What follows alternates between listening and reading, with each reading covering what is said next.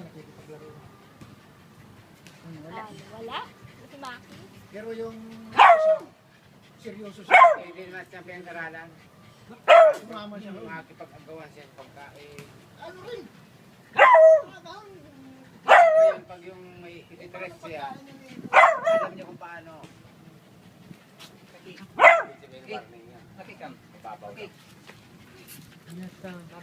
Lagot ka dyan, Maki. Lagot ka, Maki. Ayaw ka magkalaro. Oh, paano niyan? Play. Palaban. Oh.